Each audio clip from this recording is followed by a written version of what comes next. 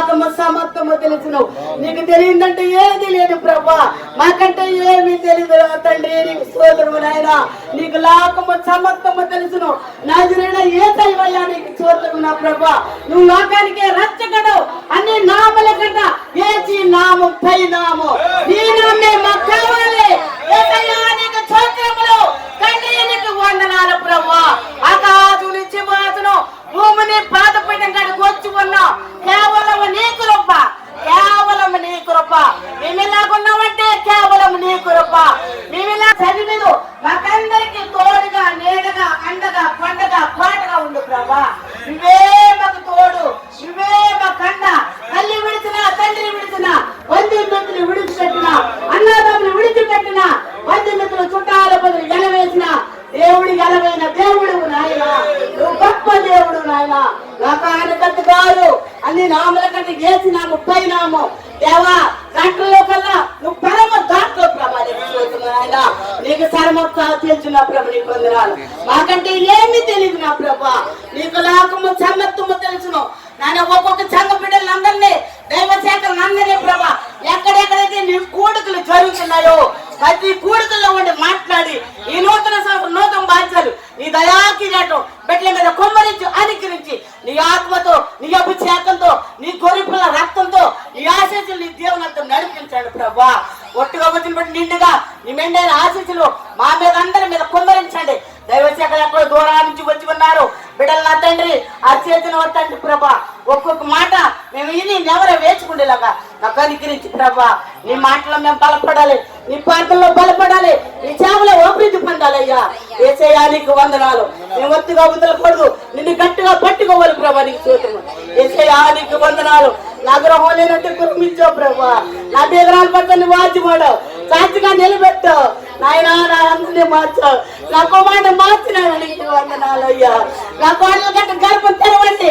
ఈ నూతన సంవత్సరంలో, ఈ నూతన మధ్య దేవాగ్రహం గట్ల మీద కుమరించిన ఆయన దైవశాఖలు ఎంతగానో కూటం పెట్టే నా గృహం గాడికి వచ్చి ఎంతో సంతోషం ఆనందంగా నా గృహాన్ని ఏర్పాటు చేయించావు ప్రభా. నీకు వందనాలు. నీకు నేనేమిచ్చినా రుణం తీర్చుకోలేను ప్రభా. యేసయ్యా ఇరిగి నలిగి రుణం దిగిచ్చినా కానీ నేను రుణం తీర్చుకోలేను ప్రభా. నువ్వు చేసిన క్రియలు పంటి కాపాడ చూములు కనపాడు. నువ్వు తలగానే చూస్తాను నాకు త్రాగా చూడన్నావు. అంత గొప్ప దేవుడు, అంత లోకరక్షకుడు, అంత నీతి మంత్రుడు నాయన. నా దీనిరాల పాటను వాళ్ళకి ఇచ్చిన ఆయన ఇక్కడ కూడుకొచ్చిన ప్రతి ఒక్క బిడ్డలు నూతన బాధ్యాలు నీ దయాకిరీటం బిడ్డల మీద పొందరించమని దైవశాఖలు కట్టండి. చొప్పున మాటలు విని మేము ఎవరో వేసుకుండేలాగా మాకు అనుగ్రహించి ప్రభా. నీకు వందనాలు. మా ప్రార్థనకనైనా నువ్వు ప్రతిఫలం దయచే ప్రభా.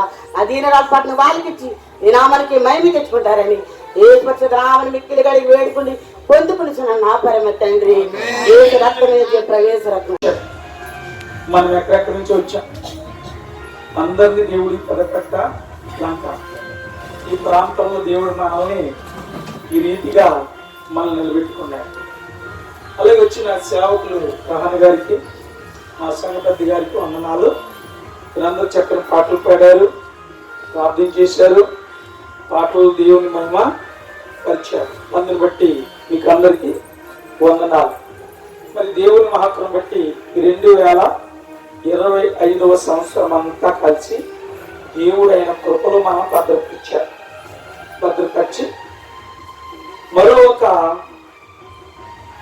12 గంటలకి ఇంకా 3 గంటల్లో మనం నూతన సంవత్సరంలోనికి వెళ్ళబోతున్నాం. మరో ఒక సంవత్సరమును దయా కిరీటాన్ని దేవుడు మనకి అనుగ్రహిస్తూ ఉన్నాడు. దేవునికి స్తోత్రం కలిగిన కాదు, అనుగ్రహిస్తున్నాడు. అందుకని ఈ సంవత్సరం అంతా ఆయన కృపచేత దేవుడు మనల్ని బలపరిచి అపాయముల నుండి, శ్రమలలో నుండి, కష్టాల్లో నుండి, ఆర్థిక సమస్యలలో నుండి దేవుడు ఆయన కృపచేత మనలను ఆయన నడిపించాడు. అలాగే కొద్ది క్షణములలో మనం నూతన సంవత్సరంలోకి వెళ్ళబోతున్నప్పుడు 2026 సంవత్సరం అంతా కూడా దేవుడు మనల్ని కాసి కాపాడును కాక. ఆమేన్. కనుక దేవుడు మనల్ని కాసి కాపాడుతూనే ఉంటాడు. ఎప్పుడు కూడా మనము ఆరాధిస్తున్న తండ్రి ఎటువంటి వాడంటే ఆయన ఎంత గొప్పవాడో చెప్తుంది వాక్యం చూడండి. ద్వితీయోపదేశకాండ గ్రంథం 32వ అధ్యాయం. మన వాక్య భాగము తర్వాత చెప్తాను. ప్రభు గురించి ఈ మాట చెప్తాను, జాగ్రత్తగా వినండి. ద్వితీయోపదేశకాండ గ్రంథములో 32వ అధ్యాయం పరిశుద్ధ గ్రంథములో నుండి 32వ అధ్యాయం 10వ వచనాన్ని నేను మీకు చదువుతాను, జాగ్రత్తగా విందాం. అరణ్య ప్రదేశములోను భీకర ధ్వనిగల పాడైన ఎడారులలోను వారిని కనుగొని ఆవరించి పరామర్శించి తన కనుపాప వలె వారిని కాపాడెను. దేవునికి స్తోత్రం. మనము అరణ్యములలో, ఏంటి అరణ్యము? అరణ్య ప్రదేశము అంటే నిరాకారమైన ప్రాంతం. అరణ్యులు ఏముంటాయి? అరణ్యులు ఏముంటాయి అమ్మా? అరణ్యంలో భయంకరమైనటువంటి మృగాలు ఉంటాయి. అటువంటి మృగాలైనటువంటి శత్రువుల మధ్య నుండి దేవుడు ఆయన మనల్ని పరామర్శించి మనలను తన కడుపాప వలె మనల్ని కాపాడుతూ ఉన్నాడట. పాడైన ఎడారులలో నుండి, ఏ దిక్కి తోసలేని స్థితిలో నుండి దేవుడు మనల్ని తన కనుపాప వలె మనల్ని దేవుడు క్షణక్షణము కూడా కాపాడుతూ ఉన్నాడు. ఆ కాపాడుతున్న దేవునికి మనం ఎల్లప్పుడూ కూడా ఏం చెల్లించాలి? కృతజ్ఞతాస్తుతులు చెల్లించాలి. సంవత్సరం అంతా కాపాడి ఇక చివరి గడియలలో, ఈ సంవత్సరంలో చివరి గడియలలో మనం ఉన్నాము. మళ్ళా 2026లోకి కలబోతున్నాం. కాబట్టి ఆయన మనల్ని కడుపాపోలే కాపాడుతున్న దేవునికి ఎల్లప్పుడూ కూడా కృతజ్ఞతాస్తుతులు చెల్లించాలి. ఆయనను మహిమ పరచాలి. అందుకే దేవుని వాక్యం చెప్తున్న నిర్గమకాండము 23వ అధ్యాయము 25వ వచనాన్ని మనం చదివితే అక్కడ వాక్యాన్ని మనం జాగ్రత్తగా పరిశీలన చేస్తే అంటాడు, నీ దేవుడైన యెహోవాను నీవు సేవించిన ఎడల ఆయన నీ ఆహారమును నీ పానమును దీవిస్తాడు. దీవించడమే కాకుండా మీ మధ్య ఉన్న రోగములను దూరంగా పారదోలతానని ప్రభు చెప్పాడు, దేవుడు చెప్పాడు. అందుకని దేవుడిని మనం ఏం చేయాలంటే ఎల్లప్పుడూ ఆయన మనం స్తుతించాలి, గణపరచాలి, ఆయనను మనము మహిమపరచాలి. ఎంత గొప్ప దేవుడు అంటే మనం ఆరాధిస్తున్న దేవుడు అంత గొప్ప దేవుడు అన్నమాట. తన కనుపాపవలే కాపాడుతున్నవాడు అన్నమాట. కింద సహోదరు ప్రార్థన చేస్తూ తల్లిదండ్రులు విడిచిన, బంధువులు విడిచిన, అందరూ మనల్ని వెలివేసిన దేవుడు మనల్ని వెలివేయన వాడు. దేవుని స్తోత్రం. వెలివేయన వాడు. ఆయన మనల్ని చార తీసుకుని ఆదరించి కనికరించి కాపాడే దేవుడు అన్నమాట. ఎవరైనా ప్రభు అయినా యేసుక్రీస్తు. అందుకని ఈ లోకములో మానవులైనటువంటి మనందరినీ కూడా శత్రువు చేతుల నుండి విడిపించటానికి యేసుక్రీస్తు లోకానికి వచ్చాడు. శత్రువు చేతుల నుండి. శత్రువు అంటే ఎవరు? మనకి విరోధైనటువంటి అపవాది. మధ్యాహ్నం చెప్పాను కదా, శత్రువు ఎవడడి? మనలందరినీ మోసగించిన వాడు. అవ్వ ఆదాములను మోసగించిన వాడు శత్రువు. ఆ శత్రువు చేతుల నుండి మనల్ని విడిపించటానికైనా వచ్చి ఏం చేయాలో చూద్దాం. చూడండి, లోకాసు వార్త 1వ అధ్యాయానికి రండి. లోకాసు వార్త 1వ అధ్యాయములో మీకు ఒక మాట నేను తెలియచేస్తాను. 75వ వచనములో కింద లైన్ల నుండి మనము చదువుకుందాం. చూడండి, మనము శత్రువుల చేతిలో నుండి విడిపింపబడి మన జీవిత కాలమంతయు నిర్భయములై ఆయన సన్నిధిని పరిశుద్ధముగాను నీతిగాను ఆయనను సేవింప అనుగ్రహించుటకు ఈ రక్షణ కలుగు చేసెను. చూడండి, దేవుని వాక్యం మనం చూస్తే మనలను శత్రువుల చేతిలో నుండి దేవుడు ఏం చేశాడు? విడిపింపబడి మన జీవిత కాలమంతయు, ఇప్పుడు వరకునే మన జీవిత కాలమంతయు నిర్భయముగా, అంటే నిర్భయముగా అంటే ఆలోచన చేస్తే ఆయన అంటాడు, నిర్భయముగా ఆయన సన్నిధిని ఎలా ఉండాలని? పరిశుద్ధులుగా ఉండాలని.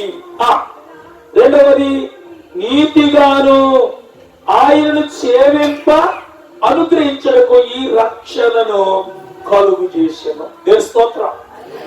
మనలను సాతాను చేతుల నుండి, శత్రు చేతుల నుంచి విడిపించి నిర్భయముగా అంటే సంతోషంగా ఆనందంగా బ్రతకడానికి మనల్ని ఏం చేశాడంటే, ఆయన మనల్ని ఏమి చేశాడు అని చెప్తుంది అంటే నిర్భయముగా ఆయన సన్నిధిని, ఎక్కడ? ఆయన సన్నిధిని మనం ఎలా ఉండాలని?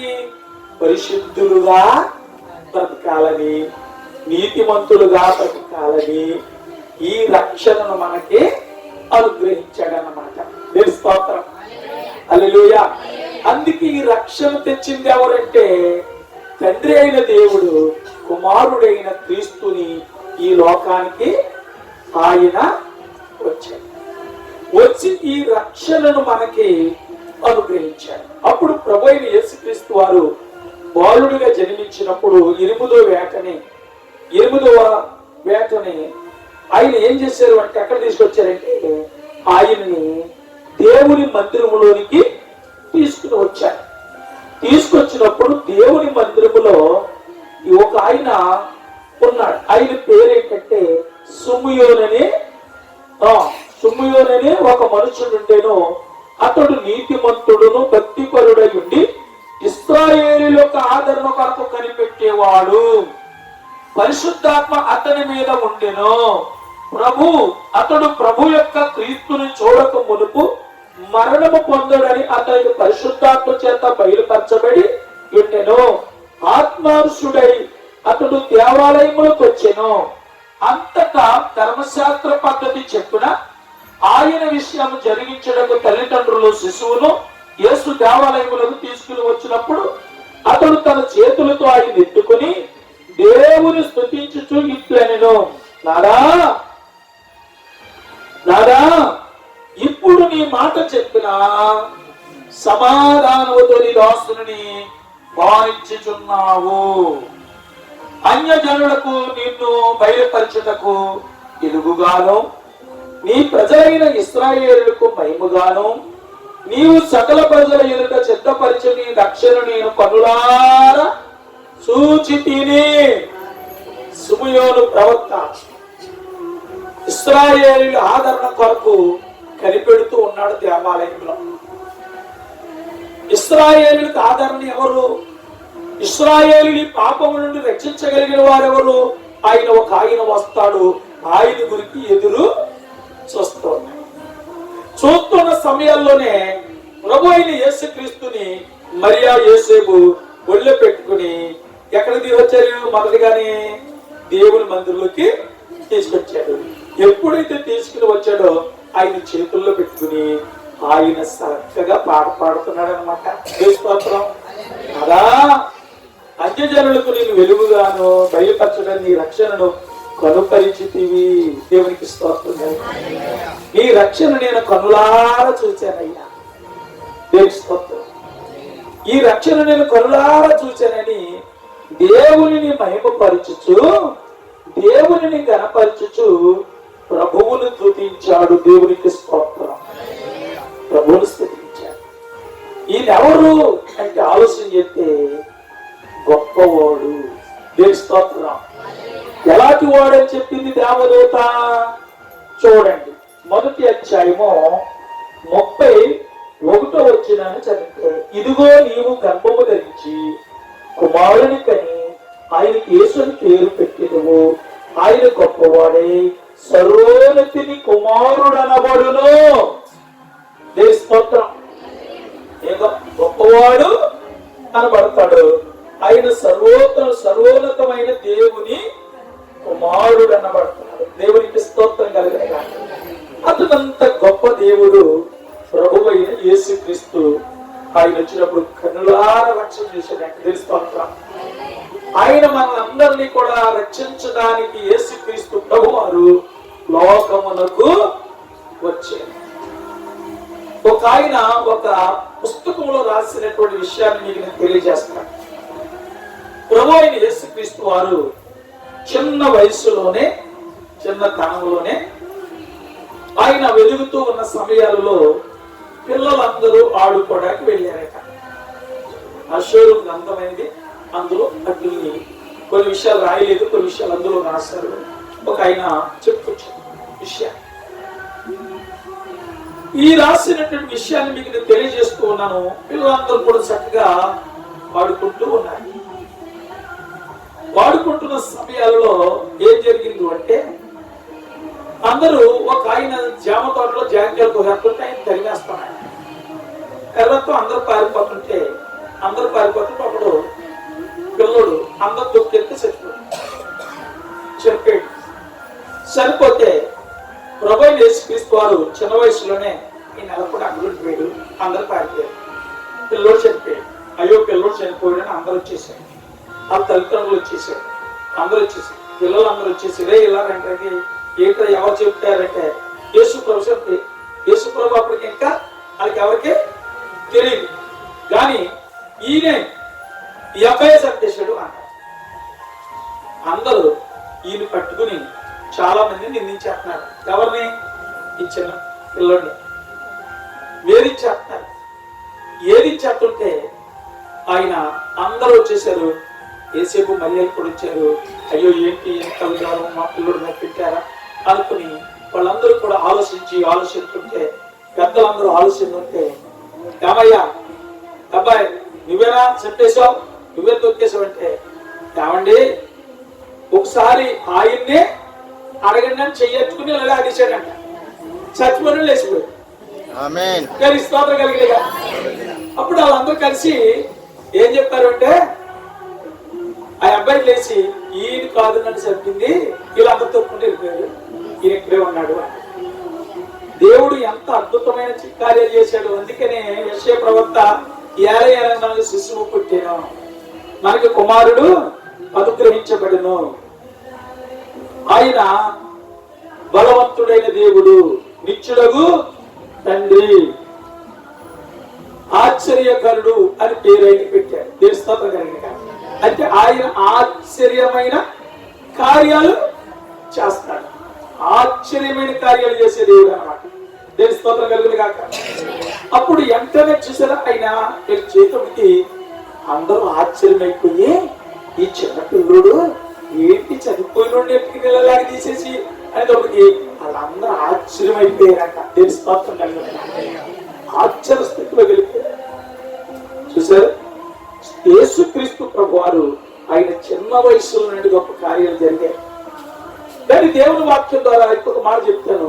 ఒక రోజున యేసుక్రీస్తు ప్రభువారు జన్మించిన తర్వాత జ్ఞానులు ఎక్కడి నుంచి ఎక్కడికి వచ్చారు? తూర్పు దేశం నుంచి జ్ఞానులు బయలుదేరి యేసు బాలును చూడటానికి వచ్చారు. వచ్చినప్పటికి యేసయ్య ఎక్కడ ఉన్నాడు? అప్పటికప్పుడే ఒక ఇంటిలో పరుండబెట్టారు ఆయన్ని. ఈ యొక్క జ్ఞానులు బయలుదేరి ఎక్కడికి వెళ్ళారంటే యూదుల రాజు ఏ రోజు దగ్గరికి వెళ్ళారు.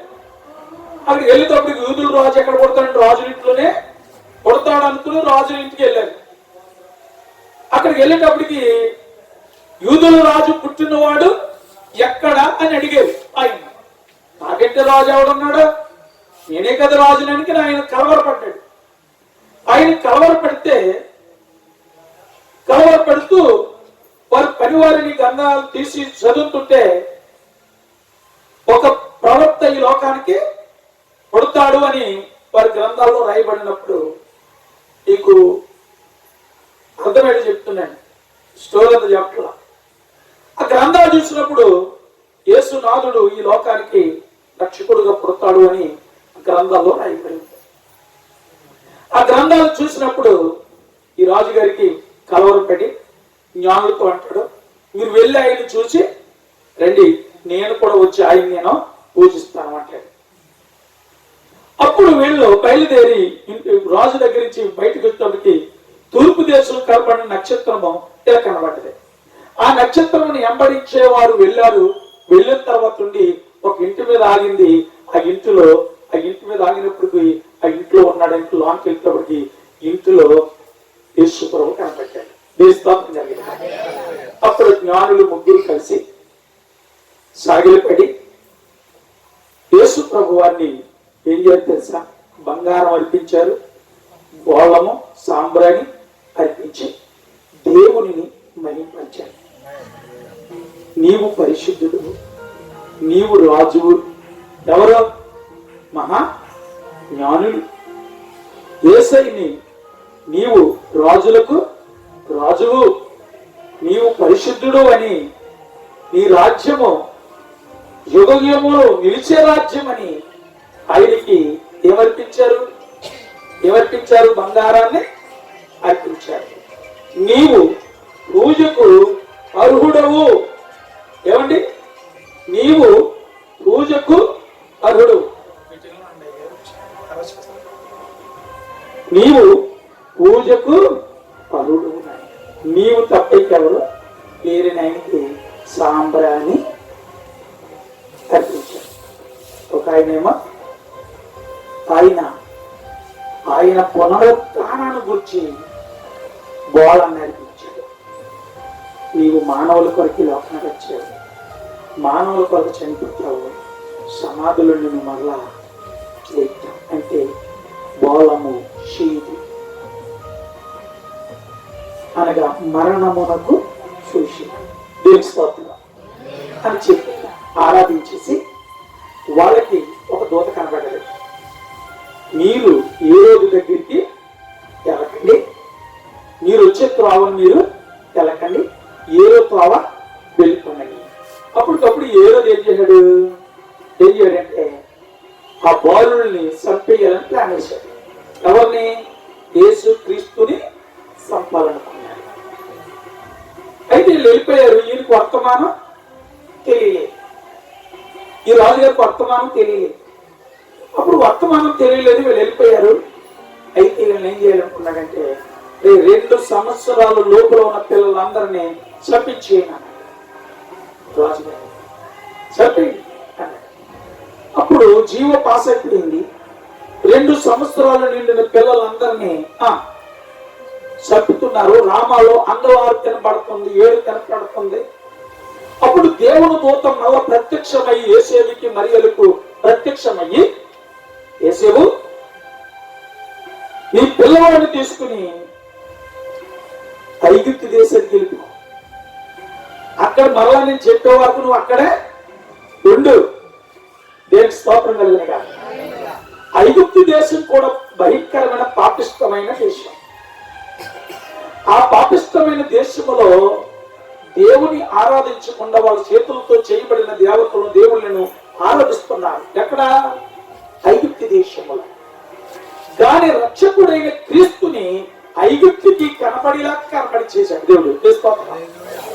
ఐగుప్తు దేశానికి కూడా ఆ చీకటిలో ఉన్న ప్రజలకి అక్కడ కూడా ఎలుగుగా యేసుక్రీస్తుని పంపించాడు. వెళ్తున్న సమయాల్లో ఐగుప్తు దేశానికి వెళ్తున్నాడు. ఐగుప్తు దేశానికి వెళ్తుంటే గాడిద మీద ఎక్కించుకున్నాడు. యేసేవు నడుచుకుని తీసుకెళ్తున్నాడు.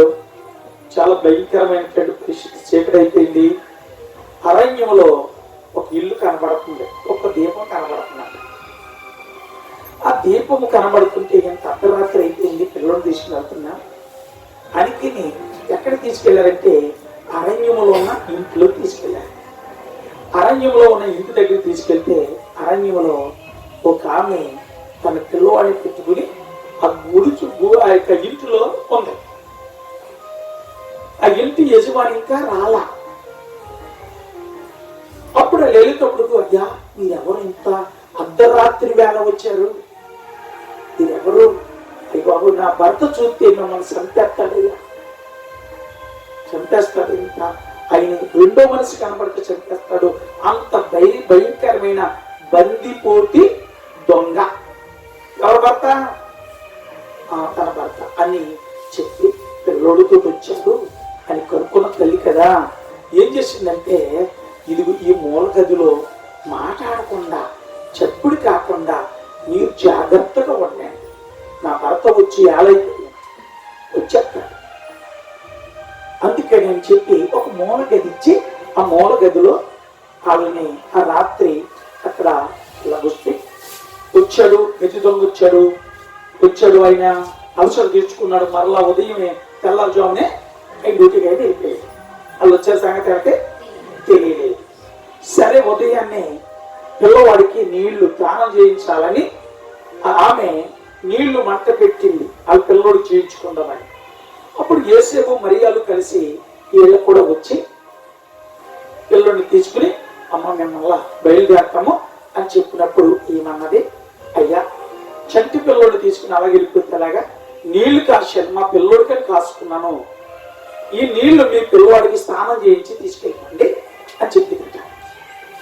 అప్పుడు ఆ పిల్లవాడిని ఆ తొట్టులో పెట్టి ఆ పిల్లోడు శుభ్రంగా కడిగి శుద్ధిగా చేసి మరలా యేసుక్రీస్తు ప్రభువారికి వస్త్రాలు ధరించి వీళ్ళు ప్రయాణం చేసి వెళ్ళిపోతుంటే ఈ పిల్లోడికి అలాగే చూస్తున్నట్టు ఈమె దేశ స్తోత్రం కలిగిన కాక ఇంక పిల్లోడికి ఇంక వెళ్ళిపోతుంటే చూస్తూ ఆశ్చర్యమైపోయి చూస్తూ అలా ఉండిపోయి నీళ్లు కాసుకోకుండా సరే నా కుమారుణ్ణి మరి ఈ నీటిలోనే ఆయన కొట్టానం చేస్తే వాటి అంత సుందరమైన పిల్లోడు చేసి నీళ్లు ఎంత బంగారం వంటి శరీరం కలిగిన వ్యక్తి నా కుమారుని నీళ్లు కడితే ఏమైపోద్ది అని చెప్పి ఆయన శుభ్రంగా నీటిలో కడిగేటప్పుడు కంట ఆడి మీద ఉన్న గజ్జ అంతా వెళ్ళిపోయిందంట.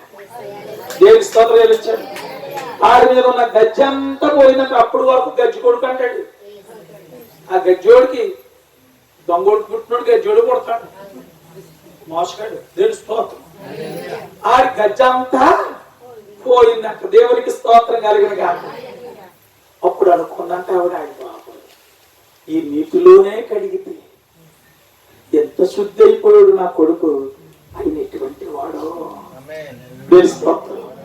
ఆయన ఎంత గొప్పవాడో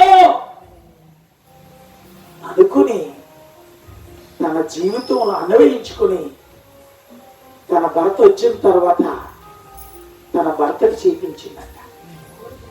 కొడుకు, అయ్యా మన ఇంటికి వచ్చారు కుటుంబం, ఆ పిల్లోడు ఎంత బంగారంగా ఉన్నాడో, ఆ పిల్లోడికి దానం చేసిన నీళ్లు మన పిల్లోడికి చేశాను, మన పిల్లోడు వెళ్ళని శరీరం అంతా ఎలా ఉంది చూడు, బంగారం అయిపోయింది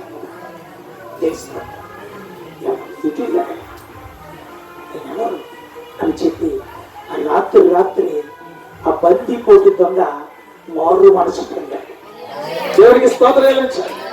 హల్లెలూయా. మారు మనసు పొంది ఎంత గొప్ప దేవుడని ఆయన నిదుక్కుంటూ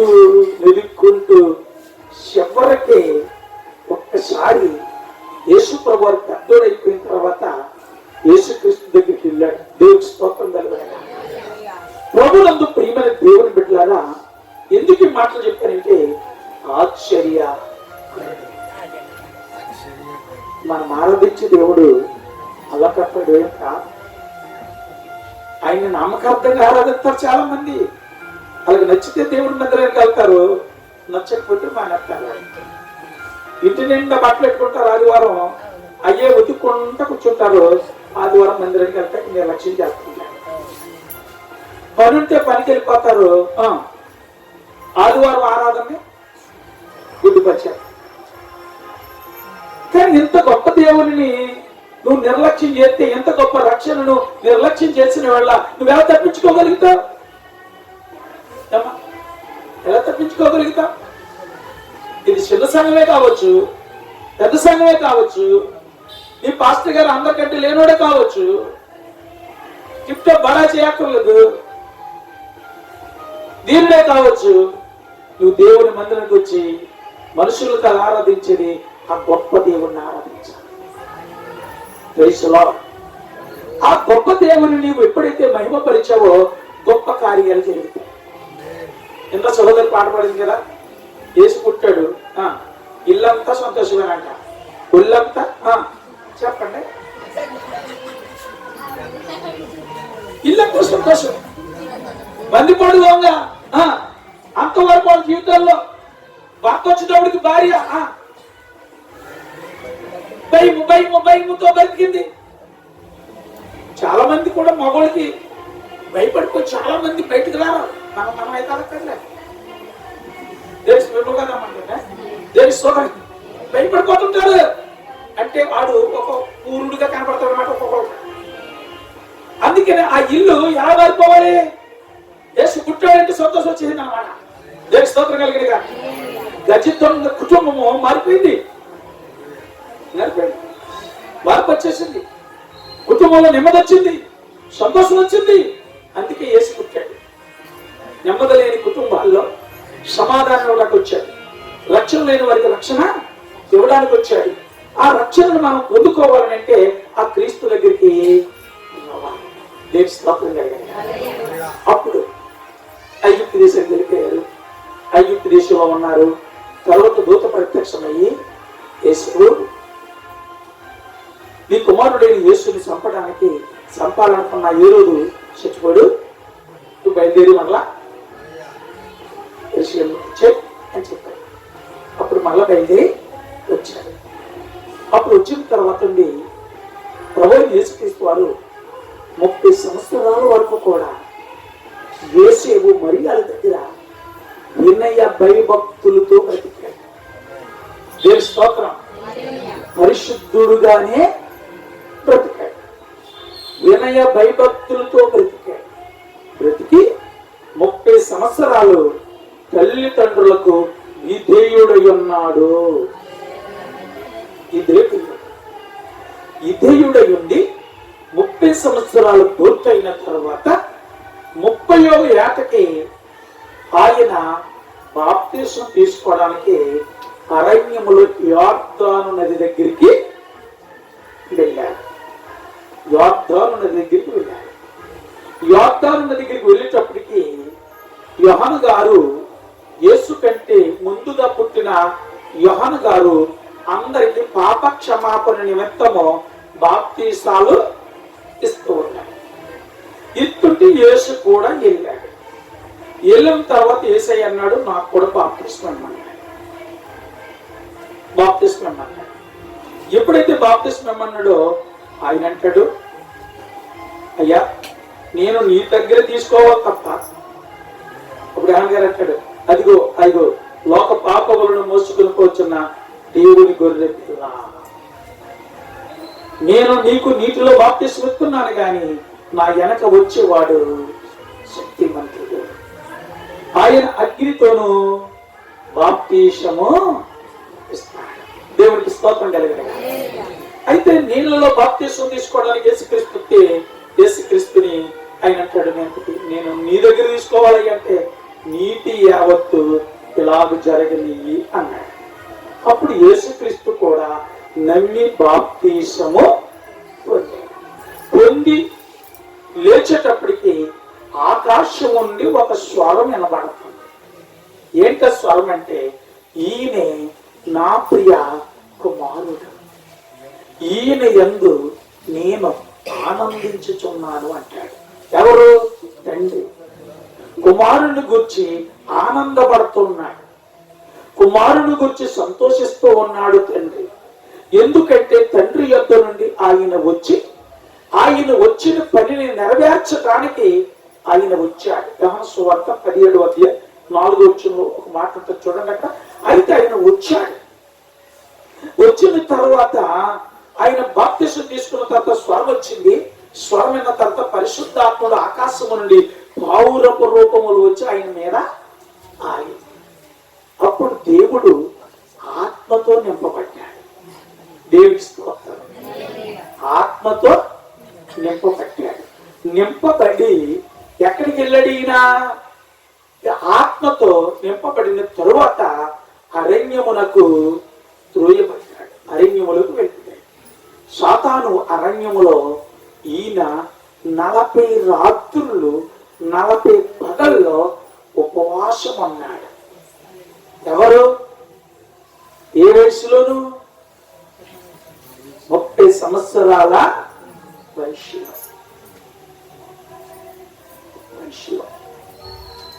ఉపవాసం ఉండి ప్రార్థిస్తున్న చివరి గడియల్లో ఆయన ఆకలి గొంతున్న సమయాలలో సాతానుడు వచ్చాడు. వచ్చి ఈ రాళ్ళని రొట్టెలుగా చేసుకుని తినొచ్చు కదా అని యేసయ్యని శోధించాడు. కానీ యేసయ్య అన్నాడు, మనుషుడు రొట్టు వల్ల మాత్రం కాదు గాని దేవుని నోట నుండి వచ్చే ప్రతి మాట వలన జీవించును. రొట్టె తిన్నవాడు మళ్ళా తింటాడు. అవునండి.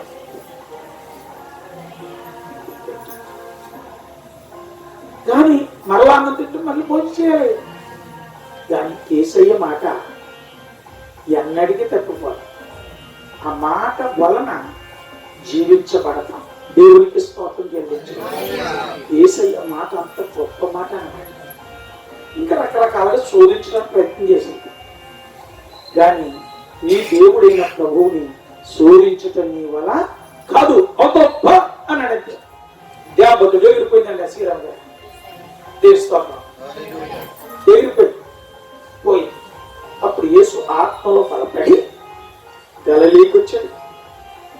గలిలీలో ఎటువంటి ప్రజలు ఉన్నారంటే చీకటిలో ఉన్న ప్రజలు, మరణాంధకారంలో ఉన్న ప్రజలు గొప్ప వెలుగు చూశారు. ఏం చూశారు? గొప్ప వెలుగు చూశారు.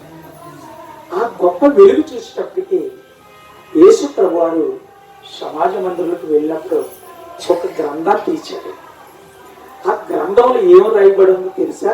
చూడండి, లూకాసు సువార్త ఈ మాట చెప్తాను. లూకాసు సువార్త 4వ అధ్యాయము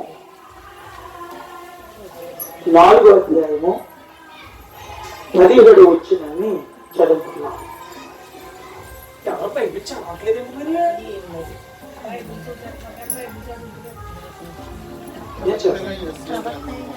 ప్రవక్త అయిన యెషయా గ్రంథము ఆయన చేతికి ఇయ్యబడిన ఆయన గ్రంథం విప్పగా ప్రభు ఆత్మ నా మీద ఉన్నది, వేదులకు సువార్త ప్రకటించుటకై ఆయన నన్ను అభిషేకించెను, శరలోనున్న వారికి విడుదలను, గుడ్డి వారికి చూపును కలుగునని ప్రకటించుటకు, నలిగిన వారిని విడిపించుటకు, ప్రభు సంవత్సరమును ప్రకటించుటకు ఆయన నన్ను పంపి ఉన్నాడు. యేసుక్రీస్తు ఎందుకు పంపబడ్డాడు అనేది ఆలోచన చేస్తే ఇక్కడ బీదలకు సువార్త ప్రకటించుటకు. బీదలు అంటే ఎవరు అమ్మా? బీదలు అంటే ఎవరు? మరి ధనికులు అంటే ఎవరు? ధనికులు కదా.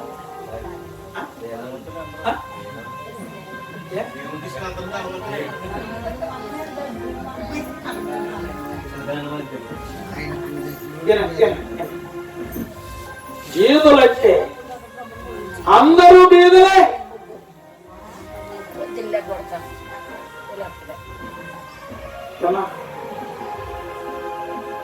నేను వెళ్ళిపోయినా కానీ 12 గంటల వరకు మిమ్మల్ని ఇష్టపెట్టాను.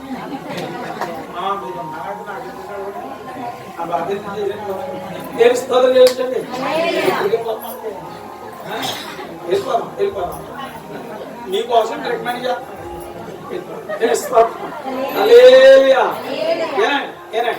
ఏం చెప్పాను? అందరూ బీదలే. డబ్బున్నవాడు బీదోడే, అందరూ బీదలు. కానీ ఈ బీదలైన మన కొరకు ఆయన ఈ లోకానికి వచ్చాడు. దేవుని స్తోత్రం. ఆయన ధనవంతుడాయుండి మన దారిద్ర్యములను పోగొట్టడానికి ఆయన దారిద్రుడికి లోకానికి వచ్చి మనం ధనవంతులు చేశాడు. దేవుని స్తోత్రం. ఆయన ఎంత గొప్ప దేవుడు అండి. పరలోకమనే తండ్రి యొక్క భాగ్యమని ఎంచుకోక ఈ లోకానికి దారిద్రుడుగా ఈ లోకానికి వచ్చి మనలను ధనవంతులుగా చేయడానికి లోకానికి వచ్చాడు. దేవుని స్తోత్రం. ఈ దరిద్రులను రక్షించడానికి యేసయ్య ఇచ్చాడు. దేవుని స్తోత్రం. ఇప్పుడు మీరు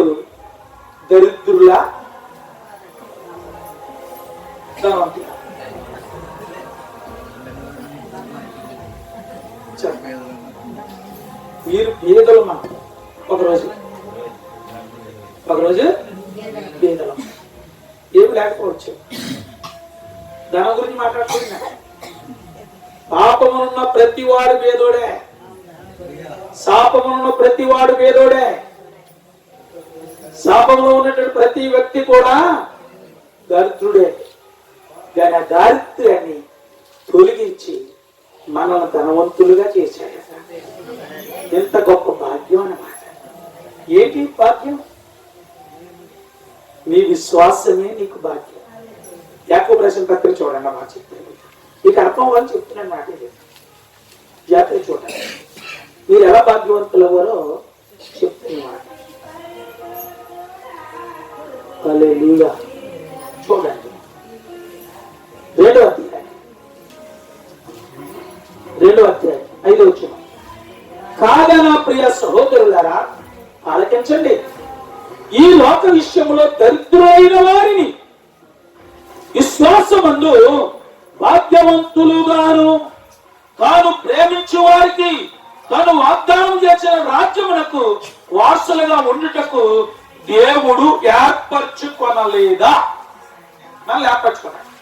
ఎవరిని? మనల్ని. ఈ దరిద్రులైన మనల్ని ఇప్పుడు విశ్వాసమందు భాగ్యవంతులము.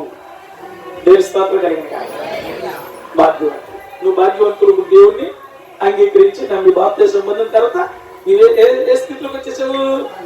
భాగ్యవంతుడవు. విశ్వాసమును బట్టి భాగ్యవంతుడు. మరి ఇంకా పేదోళ్ళు ఉన్నారు కదా.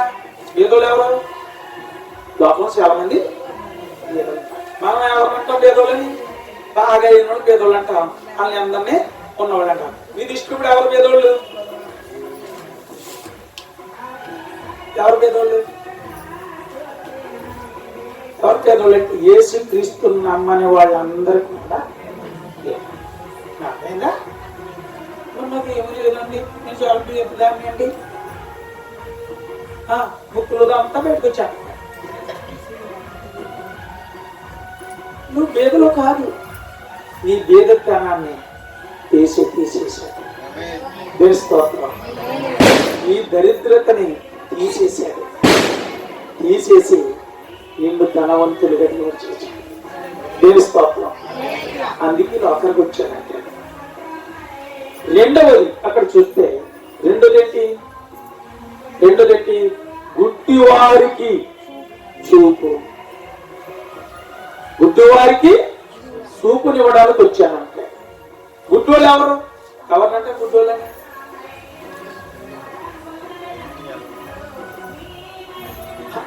మామూలు చెప్తుంది ఎవరిని గుడ్డోళ్ళంట?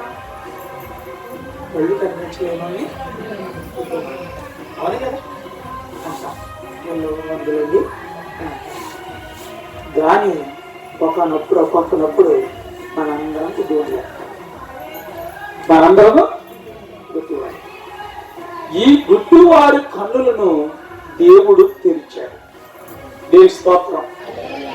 ఒక రోజుని సౌలు పౌలుగా మారక ముందు సౌలు చాలా మందిని ఏం చేశాడు? చాలా మందిని చంపేశాడు. దేవుని పిల్లల్ని అందరినీ చాలా మందిని చంపేశాడు. కానీ ఒక రోజుని దేవుని పిల్లల్ని ఇంకా పాడు చేయాలని లైసెన్స్ తెచ్చుకోవడానికి దమస్కుకు వెళ్తుంటే దేవుడు ఏం చేశాడు? ఆకాశము నుండి అగ్ని ఆయన మీద కురిపించి గుర్రం మీద తల్లకిందులుగా కింద పడిపోయాడు. పడిపోయి తీర్కొన్నాడు. పడిపోయి అంటాడు, ప్రభువా.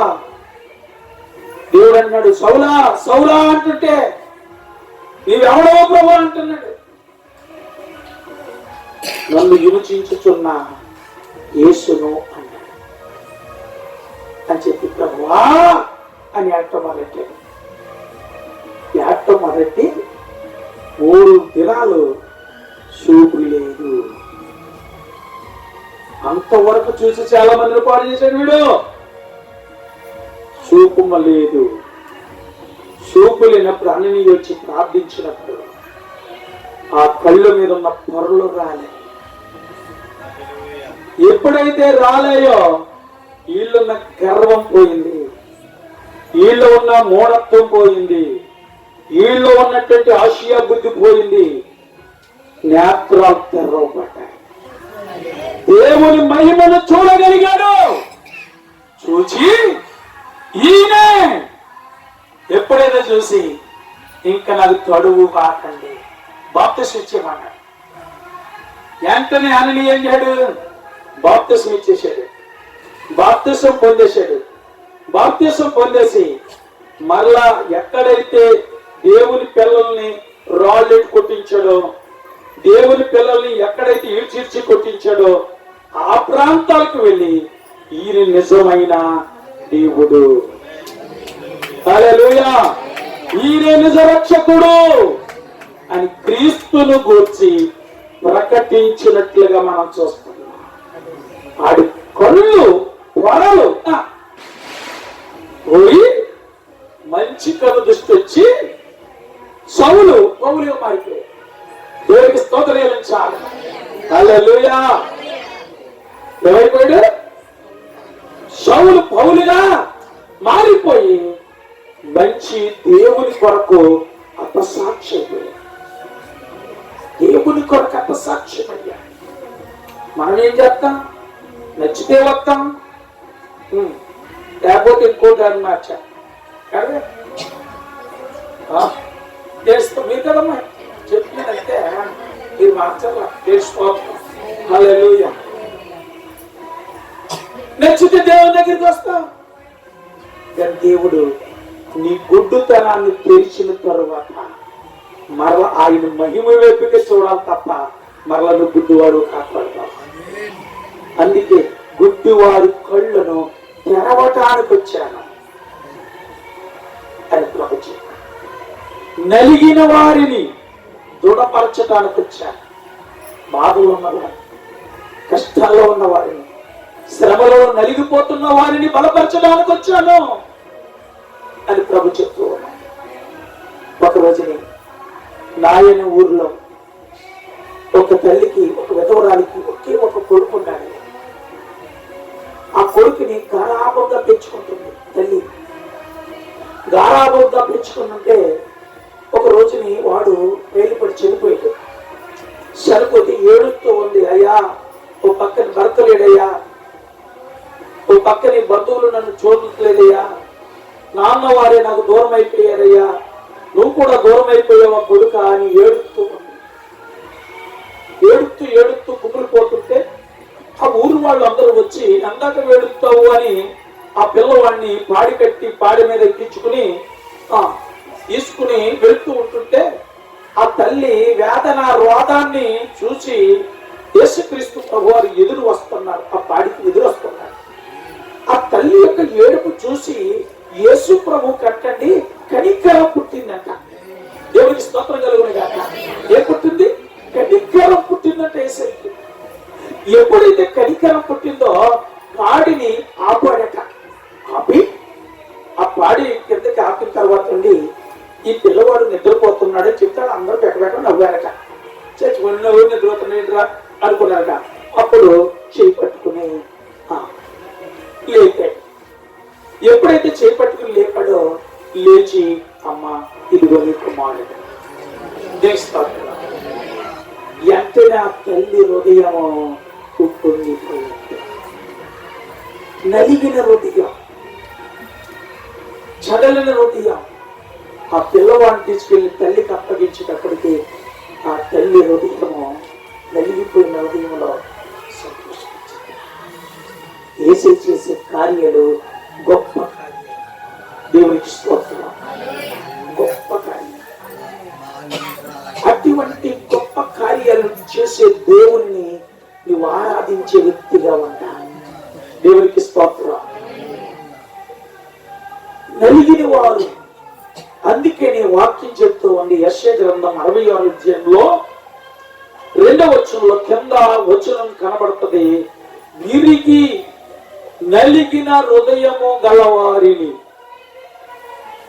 ఎవడు దీనుడై, చూడండి అక్కడ వాక్యం చెప్తుందంటే, ఎవడు దీనుడై ఇరిగి నలిగి నా మాట నేను వణుకుచుండెనో నేను వారిని దృష్టిస్తున్నాను అన్నాడు. ఎవడు దీనుడవుతాడో, ఎవడు దీనుడై విరిగి నెలిగిన హృదయము గలవాడవుతాడో, తిని గడగడ వనికి నా మాట వింటాడో వాళ్ళు నేను కనిపెడుతున్నాను. కనిపెడుతున్నానంటే దేవుడు కనిపెడుతుంటే ఏమవుతాం? దేవుడు నీ మీద కొన దృష్టి ఇచ్చాడా నువ్వు దీవించబడిపోతావు. తెలుసుకోవాలి. అందుకే యోగు గ్రంథం అంటాడు, ఆయన నీ యందు శ్రద్ధ నిలుపుతాడు. నువ్వు జాగ్రత్తగా దేవుణ్ణి ఎదకాలి, సర్వశక్తుల్ని బ్రతిములాడుకోవాలి, ఆయన వెదకాలి, ఆయన్ను బ్రతిములాడాలి. ఆయన్ని వెతికి నువ్వు బ్రతిములాడితే గనక ఆయన నీ మీద శ్రద్ధ నిలుపుతాడట. హల్లెలూయా. ఆయన నీ మీద శ్రద్ధ నిలిపితే గనక నీ నీతికి తగినట్లుగా నీ నివాస స్థలాన్ని దేవుడు వర్ధల చేస్తాడు. దేవుడు నిన్ను వర్ధల చేస్తాడు. అంత గొప్ప కార్యం చేసేది. అందుకనే ప్రభునందు ప్రియులారా ఆయన ఆశ్చర్యకరుడు. ఆయన నీకు మంచి ఆలోచనలు కూడా ఇచ్చేవాడు. దేవుడికి స్తోత్రం. ఒక రోజు నేను జరిగిందో చెప్పి ముగిస్తాను. ఒక రోజుని ఒక వ్యభిచారమందు పట్టబడిన స్త్రీని రాళ్ళెత్తి తరుముకుంటూ వస్తున్నాడు. తరుముకుంటూ వస్తున్నప్పుడు యేసు ప్రభు వారు ఒక దిక్కుని కూర్చొని ఉన్నారు. ఆయన ఈ స్త్రీ వీళ్ళు తరుముతుంటే బాధపడిపోయి భయపడిపోయి పరుగులు తీసుకుంటూ వెళ్ళిపోతుంటే యేసు దగ్గరికి వెళ్ళిపోయి యేసు అక్కడ కూర్చున్నాడు. అందరూ వెళ్ళిపోయారు. వీళ్ళందరి ప్లాన్ ఏంటంటే పురుషుని దాచేశారు, స్త్రీని ఎలా కడుగుతాడు. అంటే ఏంటి? యేసుక్రీస్తు అంటే పాత నిబంధన గ్రంథం ఏం చెప్పిందంటే, పూర్వము క్రీస్తు రాక మునుపు పాత నిబంధన చెప్పిందంటే వ్యభిచారమందు పట్టబడిన వారిని రాళ్ళు కొట్టి చంపేయాలి. అది ధర్మశాస్త్రం. కొట్టినోడిని కొట్టేయాలి, కాలు తీసినోడిని కాలు తీసేయాలి, కంటికి పన్ను అంతే, దెబ్బగా చెప్పరా. అప్పుడు క్రీస్తు వచ్చిన తర్వాత ఏం చెప్తాడో విని తిందామని వీళ్ళందరూ వెళ్ళి యేసు ప్రభు దగ్గర నిలబడ్డారు. బాగుందా? ధర్మశాస్త్రం ఏం చెప్తుంది? వ్యభిచారం మందు కట్టబడిన రాళ్లతో కొట్టి సంభవమని మా ధర్మశాస్త్రం చెప్తుంది. మరి నువ్వేం చెప్తావు అని అడిగాడు. ఎవరిని? ఎవరినమ్మా? దేవుని స్తోత్రం. హల్లెలూయా చెప్పండి, చెప్పండి. హల్లెలూయా, హల్లెలూయా, హల్లెలూయా.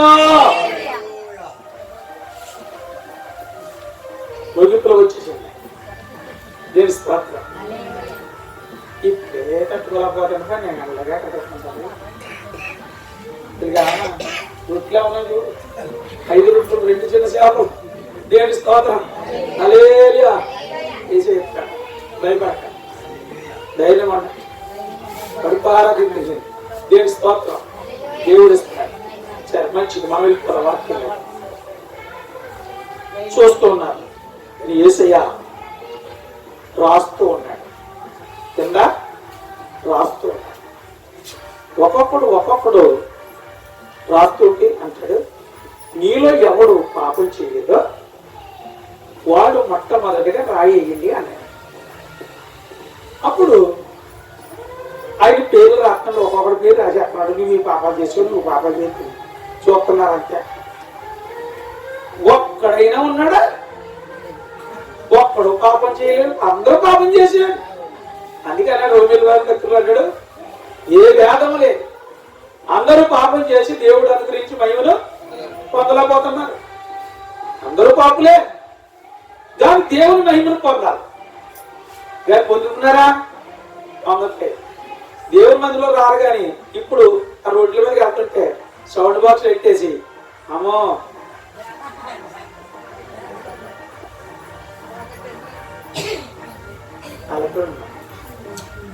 దేవుని ఎదుగు వస్తున్నారా? దేవుని మహిమపరుస్తున్నారా? దేవుని కనపరుస్తున్నారా? ఒక్కడు లేడు. అందరూ పాపులే, యేసుక్రీస్తు ఒక్కడే పరిశుద్ధుడు. యేసుక్రీస్తు ఒక్కడే, ఏ పాపము లేదు. అందుకంటాడే నాలో పాపం అన్నదే, నీలో ఎవడు చెప్పగలడు ఛాలెంజ్ చేశాడు. అంతటి పరిశుద్ధుడు దేవుడు. అందరూ ఎవడు వాడు వాడు వేసేసి వెళ్ళిపోయిన తర్వాత అప్పుడు యేసయ్య అన్నాడు, అమ్మా ఎవరైనా నీ మీద వాడేశారంటే లేదు ప్రభు, అందరూ వెళ్ళిపోయారు. అప్పుడు యేసయ్య అన్నాడు, నేను నిన్ను క్షమించాను, నీవింక పాపము చేయకు. దేనికి స్తోత్రం. నిన్నింకా పాపము చేయకు అన్నాడు. ఎప్పుడైతే దేవుని మాట విందో ఆ దేవుని మాటను హృదయంలో తలపోసుకుని ఆమె పాపిష్టమైన బ్రతుకుని మార్చుకోగలిగింది. దేవునికి స్తోత్రం చెల్లించాలి. పాపిష్టమైన బ్రతుకును మానుకుని క్రీస్తు కొరకు నమ్మకముగా బ్రతికి క్రీస్తు లోకానికి వచ్చి మన ప్రతి పాపము నుండి మనం క్షమించి మన అపరాధములను క్షమించి మనందరి కొరకు మన పాపాలన్నీ సిలువలో వేసుకున్నాడు.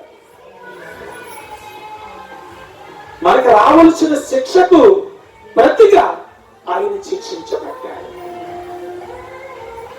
మనము తినవలసిన కొరడా దెబ్బలు ఆయన తిన్నాడు. అంత భయంకరమైనటువంటి నీ మీద ఉన్న నిందలు ఆయన భరించాడు. భరించి నీ కొరకు చనిపోయాడు. ఎందుకు చనిపోయాడంటే నిన్ను నన్ను నీతిమంతులుగా చేయాలి. చనిపోయి 3 దినాన్ని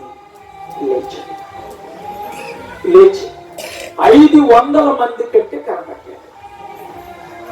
అప్పుడు తన పిల్లలను తీసుకుని వెళ్ళి ఒలీవ కొండ దగ్గరికి వెళ్ళి అక్కడ అందరితో మాట్లాడి, ఇదిగో మీరు సమరయలో గలిలయలో యెరూషలేములోనే పరిశుద్ధాత్మ మీరు వచ్చి శక్తి పొందుకునే వరకు ఇక్కడి నుంచి ఎవరు వెళ్ళకండి అని చెప్పి వారి మీద పరిశుద్ధాత్మను ఊరి ఆయన ఆరోహణ వెళ్ళాడు. వెళ్ళిపోతున్నప్పుడు 2 దేవతలతో పరలోకం నుంచి మళ్ళీ వచ్చాయి 2 దూతలు వచ్చి, గలిలీయులారా మీరు ఎవరు చూస్తున్నారు? ఇదిగో వెళ్ళిపోతున్న యేసే, మరలా ఆయన రాబోతున్నాడు.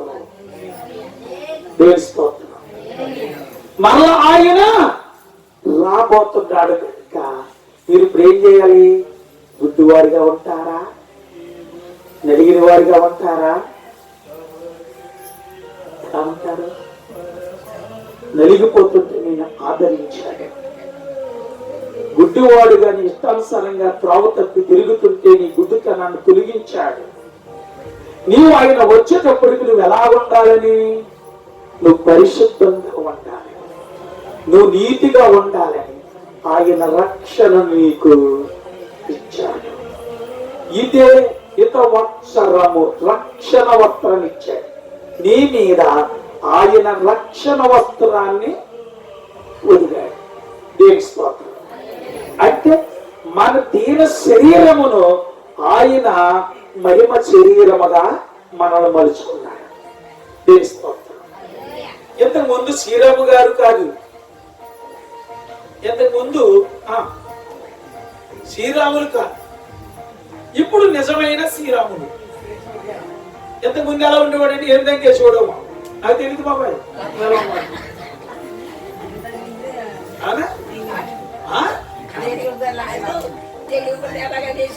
అవును, ఇప్పుడు మారిపోయాడు. అంటే యేసయ్య నీ మీద, నీ దీన శరీరం మీద ఆయన మహిమ శరీరంగా నిన్ను మార్చుకున్నాడు. ఈ మహిమ శరీరాన్ని నువ్వేం చేయాలి? కాపాడుకోవాలి. ఏం చేయాలి? కాపాడుకోవాలి. కాపాడుకోవాలి. మరల నువ్వు గుడ్డోడు కాపాడతావు, నువ్వు నలిగిపోకూడదు. ఎలా ఉండాలి తెలుసా? నలిగిన వారిని దృఢపరచాడు దేవుడు. ఒక రోజు నువ్వు కుంగిపోతుంటే నిన్ను బలపరిచాడు. ఇప్పుడు చాలా మందికి ఏదైనా కష్టం వచ్చిందనుకో దేవుడు మర్చిపోతారని కష్టం ఏదో చెప్తారు. కష్టం చూడకూడదు, దేవుని చూడాలి. ఈ కష్టం తొలగించాలి, ఆ కష్టం తొలగించి దేవుని చూడాలి. దేవుని స్తోత్రం కలిగింది. ఆయన వైపు చూడాలి తప్ప నలిగిపోకూడదు. నలిగిపోయినప్పుడు నిన్ను బలపరిచాడు. ఆయన జ్ఞాపకం చేసుకోవాలి. నువ్వు గుడ్డివాడు ఉన్నప్పుడు నీ గుడ్డితనాన్ని తొలగించాడు. నువ్వు దీన శరీరంతో బాధింపబడుతూ పాప శరీరంతో ఉన్నప్పుడు ఆయన మహిమ వస్త్రాన్ని నీ మీద ఆ యొక్క మహిమ శరీరాన్ని ఆయన సమరూపంగా చేసుకున్నాడు. కాబట్టి ఆ శరీరాన్ని నీవు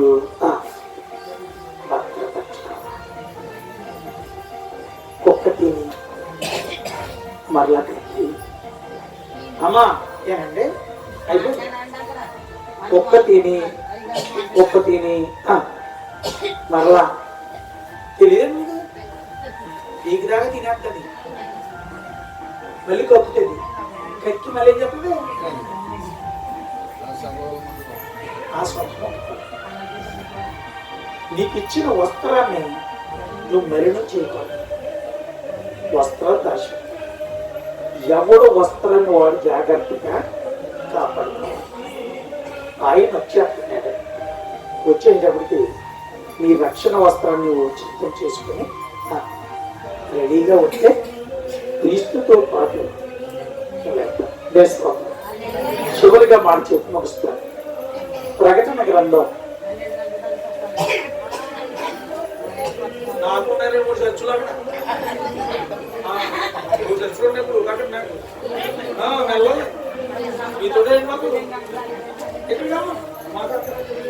నా పిల్లలు చూస్తున్నారు. ఏడుస్తాం ఎప్పుడైనా దేవుడు అక్కడికి వద్దాం ఏం చెప్పాను? ప్రకటన గ్రంథం ఈ మాట చెప్పేసి ముగించాను. ఇంతలో నువ్వేం చేయాలంటే చిరవులు గారు వింటారా?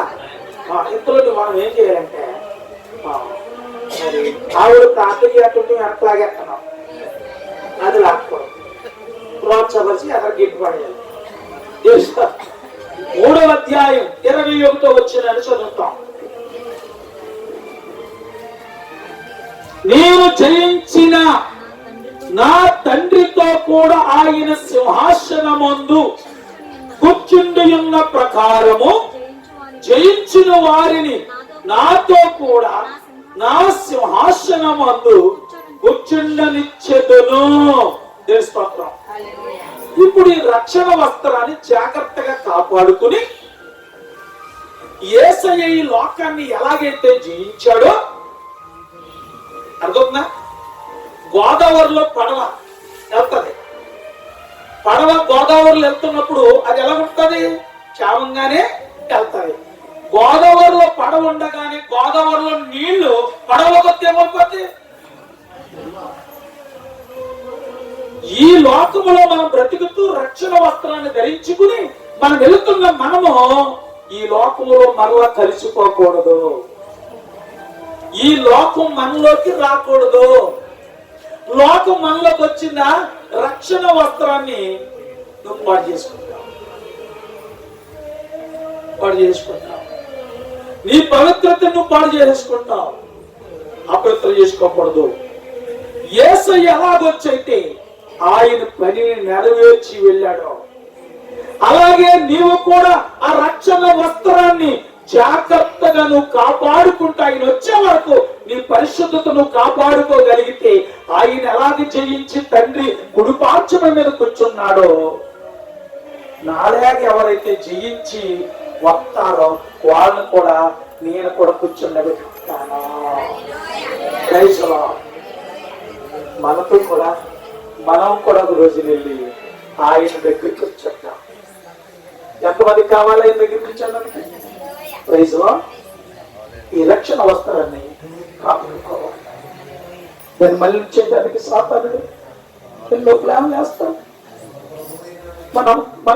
మన యొక్క పవిత్రతను దొంగిలిస్తాడు, మన పాడు చేయాలని చూస్తాడు, మనకి నెమ్మది లేకుండా చేస్తాడు. అందరూ మోకరించారు, ప్రార్థించారు. ఈరోజు పరిశుద్ధతను నీతిని కాపాడుకోగలుగుతాం. ఆ రక్షణ ఇచ్చిన రక్షణ జాగ్రత్తగా నువ్వు కాపాడుకోగలుగుతావు. నీకు అంత ధన్యురాలు ధన్యుడికి ఈరోజు నీ జీవితంలో యేసు ఎంత రక్షణ అనుగ్రహించాడు చూడు. ఆయన ఆశ్చర్యకరుడు, చక్కని ఆలోచన చెప్పేవాడు, గుడ్డి వారికి కళ్ళు తెచ్చాడు, నలిగిన వారికి దృఢపరిచాడు, వచ్చాడు ప్రకటించడానికి వచ్చాడు, రక్షణ సువార్తను ప్రకటించడానికి వచ్చాడు. అందరూ ఆ రక్షణ సువార్తను వింటారు. ఆ రక్షణ సువార్తను ఎందరైతే అంగీకరించి ఆ రక్షణను ధరిస్తారు, ఆ రక్షణ వస్త్రం ఉన్నవాడే దేవుని రాజ్యములకు వారసుడవుతాడు.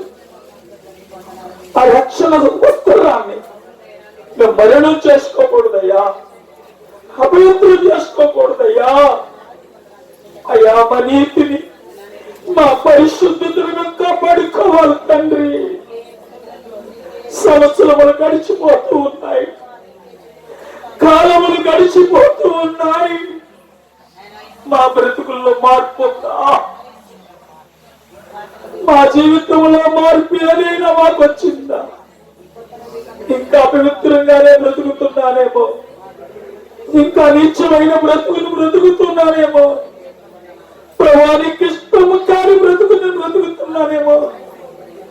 ఒక్కసారి నన్ను జ్ఞాపకం చేసుకుని, అయ్యా గుడ్డివాడినయ్యా, నా కళ్ళు తెరవయ్యా అని దేవుడి దగ్గరికి వస్తే, నీ కళ్ళు తెరవడానికైనా వచ్చాడు, నీ పాపిష్టమైన కళ్ళు తెరవడానికి వచ్చాడు, నీ గర్వమైన కళ్ళు తెరవడానికైనా వచ్చాడు, అపవిత్రమైన కళ్ళు తెరవడానికి వచ్చాడు. అయినా నీ కళ్ళు పవిత్రమైన కళ్ళుగా చేయడానికి వచ్చాడు.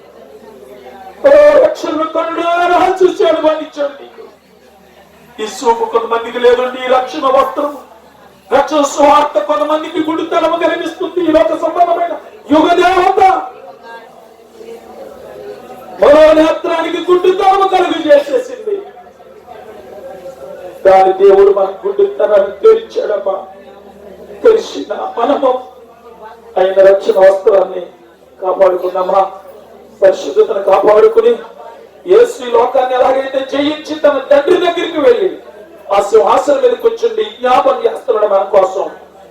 ఏంటో జ్ఞాపన అంటే, నా పిల్లలు భూలోకాన్ని జయించాలి, జయించి నా ఎత్తుకు రావాలి, నాతో కూర్చోవాలని దేవుడు నీ కొరకు ప్రార్థిస్తున్నాడయ్యా. నీ కొరకు అక్కడ విజ్ఞాపన చేస్తున్నాడయ్యా తండ్రి దగ్గర.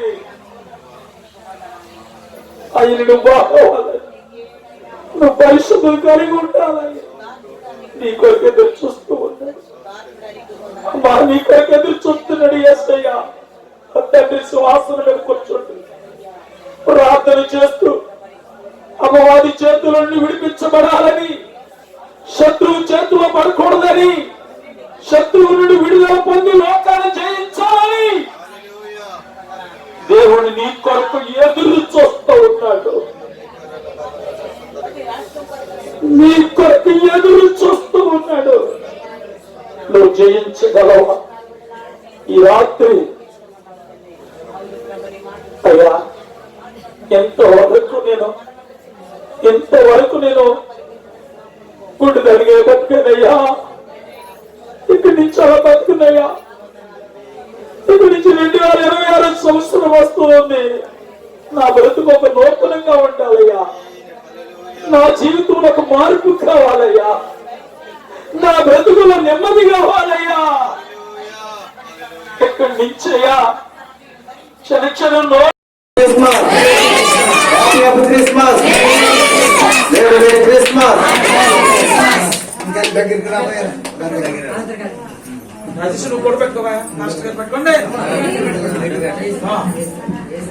తండ్రి యొక్కయు కుమారుని యొక్కయు పరిశుద్ధాత్మ నామమున కేక్ కట్ చేస్తూ ఉన్నాము. దేవుడు మిమ్మల్ని బహుగా దీవించును గాక, ఆశీర్వదించు. వచ్చునుగాక. మేలుకరమైన జీవితాన్ని మీరు జీవించుదురుగాక. క్రీస్తు వచ్చే వరకు మీ విశ్వాసమును కాపాడుకొందురుగాక.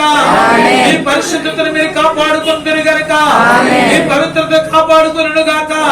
ఆ మహిమ కలిగి రాజ్యం చేరే వరకు మీరు నమ్మకాన్ని విడిచిపెట్టకుందురుగాక.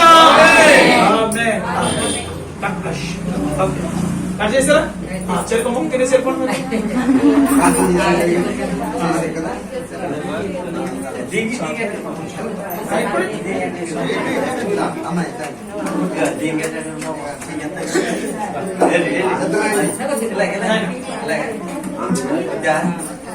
దేవుడిని తీర్చగా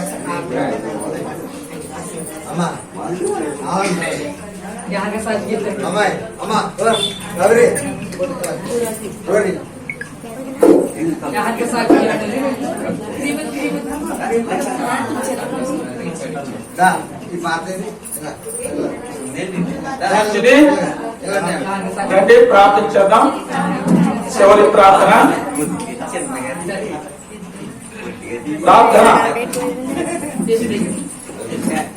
మన తండ్రి అయిన దేవుని దయ, మన ప్రభు అయిన యేసుక్రీస్తు వారి యొక్క కృప, పరిశుద్ధాత్మ అనేక సహవాసం ఆయన వందనాలు. పరిశుద్ధాత్ముడానికి వందనాలు. పరిశుద్ధాత్ముడానికి వందనాలు.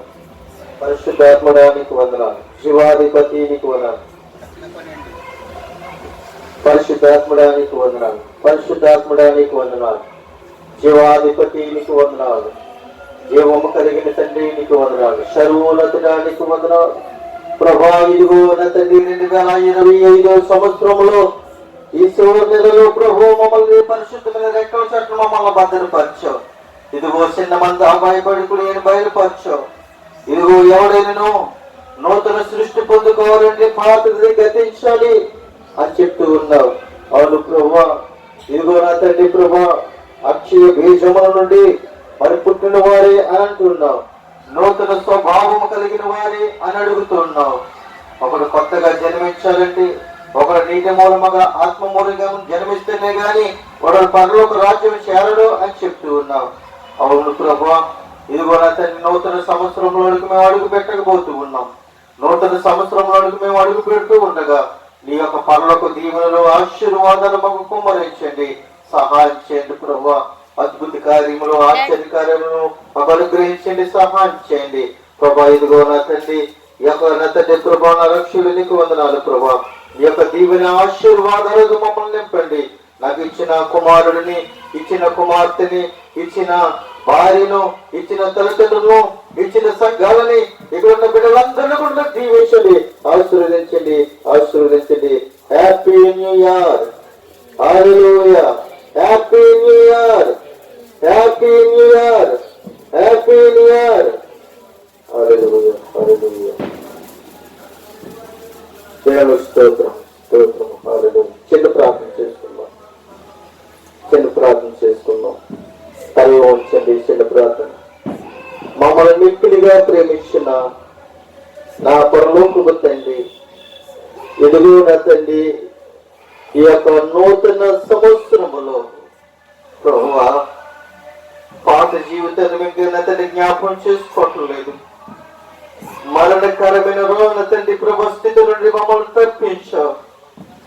ఇదిగో నూతన సంవత్సరంలో తండ్రి నూతన యొక్క స్వభావం మాకు ఇచ్చినందుకు నీకు వందనాలు. నూతనమైన జీవితం మాకు ఇచ్చినందుకు నీకు వందనాలు.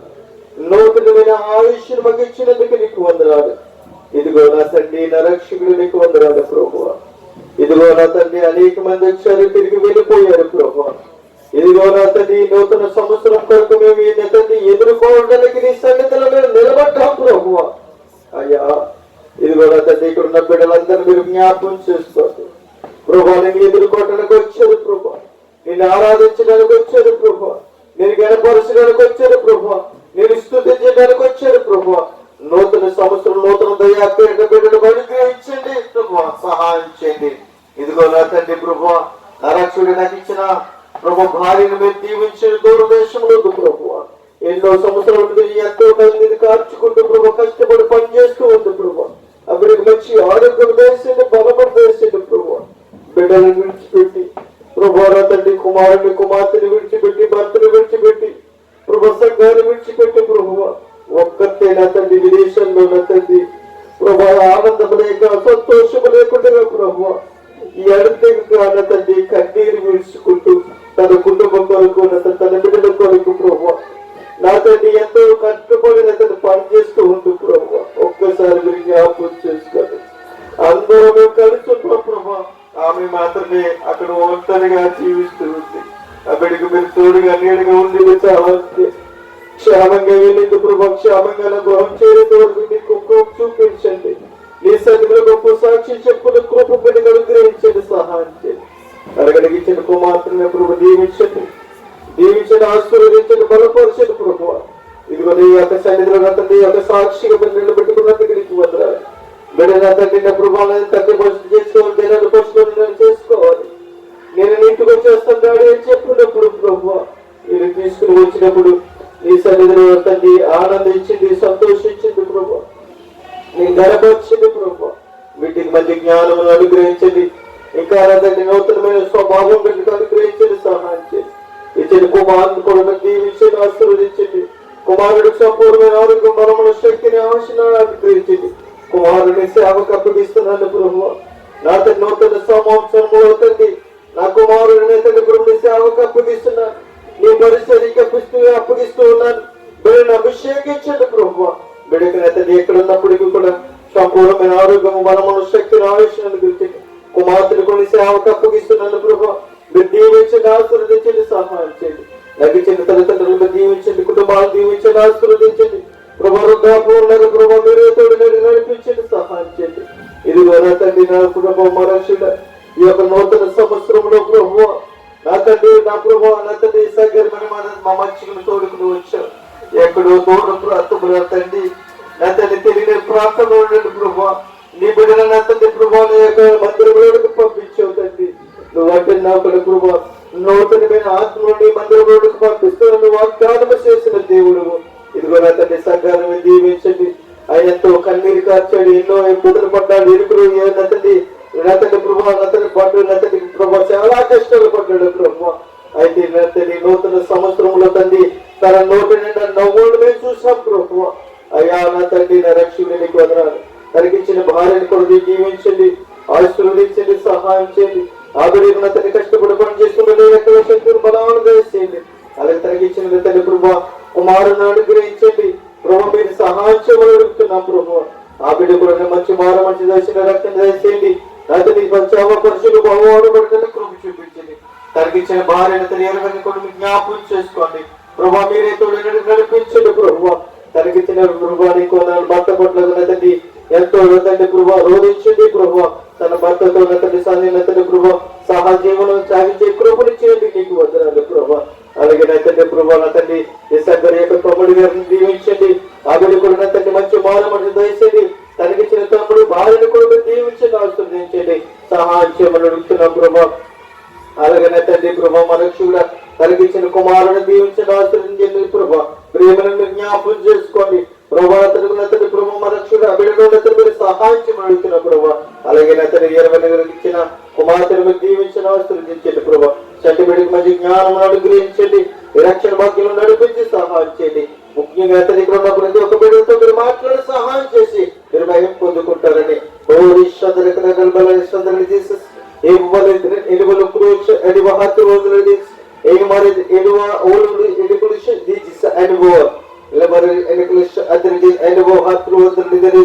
ప్రభానికి వందనాలు స్తుతిస్తున్నాం. ఇక్కడ నా తండ్రి యొక్క ఆత్మ ఉండదని మేము నమ్ముతున్నాం. ఈ పరిశుద్ధ ఆత్మ ద్వారా మీరు మాట్లాడుతున్నారని మేము నమ్ముతున్నాం. ఈ దాసుని నిలబెట్టుకుని మాట్లాడుతున్నారని మేము నమ్ముతున్నాం ప్రభా. నా తండ్రి దాసున్న తండ్రి సాల్మన్ రాజు గారిని నిలబెట్టుకుని మాట్లాడుతున్నారు, యావన్ గారిని నిలబెట్టుకుని మీరు మాట్లాడుతున్నారు. ఇక్కడ ఉన్న ప్రతి ఒక్కరిని కూడా ప్రభా పేరు చెప్పిన మీరు వాడుకున్నందుకు నీకు వందనాలు స్తుతులు స్తోత్రాలు. ఈ నూతన సంవత్సరంలో తండ్రి నూతన సంవత్సరం అంతా కూడా సంపూర్ణమైన ఆరోగ్యము, బలమును, శక్తిని, ఆయుష్ను మాకు అనుగ్రహించి మీరు భయం పొందుకుంటారని మమ్మల్ని అనిపించిన మంతోడు వచ్చండి. యెరూషలేము దీవించని ఆశ్రయించమని యేసుక్రీస్తు నామమున అడుగుతున్నాం పరమ తండ్రి. ఆమేన్, ఆమేన్, ఆమేన్.